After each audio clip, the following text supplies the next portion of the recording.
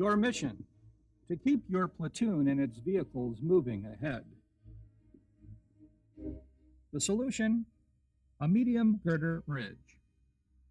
A completed bridge consists of several parts. The far shore front end of bridge, including the junction panels, several bays, the near shore rear end of bridge, and ramps, decking, and curbs. Your platoon leader determines how the bridge will be designed. Your platoon will be separated into several crews, each of which is responsible for completing specific tasks on certain parts of the bridge. Pallet loads are arranged in accordance with the site layout from the FM. This varies depending on the type of bridge you are building. Place a roller beam assembly 0.5 meters in front of the F prime peg. Connect two longitudinal girders to the front roller beam. These girders are sometimes known as ladders. Secure them with dowels. A second roller beam assembly is placed 15 feet behind the front roller beam. Secure the longitudinal girders to the back roller beam. Check to see that the entire roller beam assembly is level. If it is not level on all sides, use a jack on each corner for adjustment. Position the bank seat beam close to the front roller beam. Slide two end taper panels along the rear roller beam until their front jaws are positioned on the second longitudinal girder back from the front roller beam.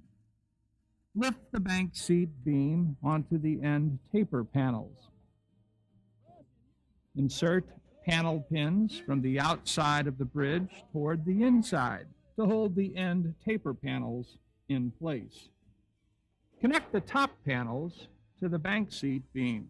Secure each with panel pins. Raise each top panel slightly to insert a panel pin between each panel and the end taper panel.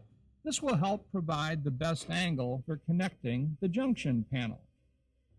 Connect a second panel to each of the first top panels using panel pins to secure their placement. Align the junction panels with the second top panels.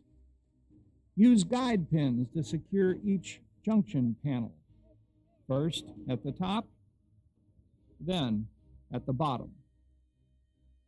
One of your fellow soldiers may need to push up and in on the bottom of the junction panel for leverage. Now connect two supporting sway braces. One connects from the right-hand side of the bank seat beam to the left-end taper panel. The other connects from the left-end taper panel to the right-end taper panel. Use the sway brace pins to lock all these components into place. Using the launching nose pin, connect the launching nose roller to the bank seat beam. Begin constructing the first bay of the bridge by adding the Bay 1 top panels. Secure them with a headless pin. Secure the Bay 1 bottom panels. Do the same for the top and bottom panels of Bays 2 and 3.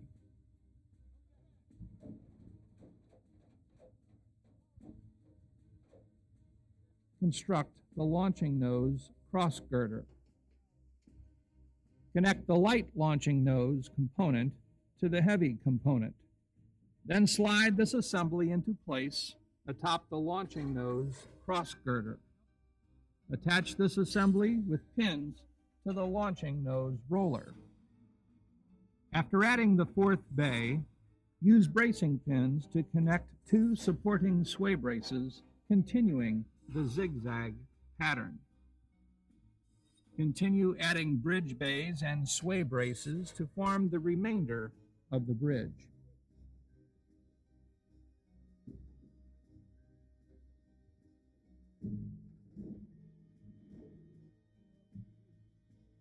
You can begin assembling the rear end of the bridge, connecting components as you did at the front end of the bridge. Junction panels, top panels, end taper panels, and bank seat beam. Don't forget to make sure the rollers are level. It is easier to pin the bridge parts once the panels are level. A crew member drives the truck that pushes the bridge toward the far shore. The far bank crew crosses the bridge, where they'll begin setting up the landing roller pedestal. Place the full extended jack on the tilting platform in the base of the landing roller pedestal. Remember to practice extra caution when aligning the landing roller pedestal. Its nickname is the guillotine because it is extremely heavy and has been known to slip, crushing soldiers' hands and feet.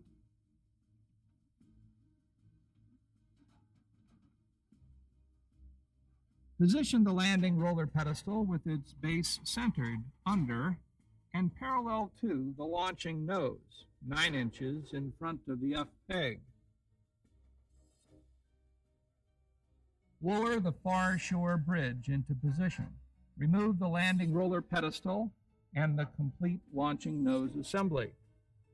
The far shore crew walks back across the bridge to the near shore.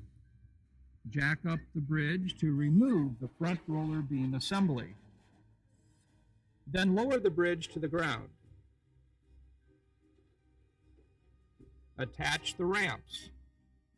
Position them together at the center of the bank seat beam, then slide each outwards. Start placing the deck units. Walk up the left ramp and place the unit down. Then walk across the deck and return to shore on the right ramp. Continue until all the deck units are installed. Install the bridge's curbs by hooking each curb onto the top panel rails, sometimes called the rain gutters. Your bridge construction is now complete and ready for inspection and approval by your unit OIC and NCOIC. You have now completed your mission, and the Army can move ahead.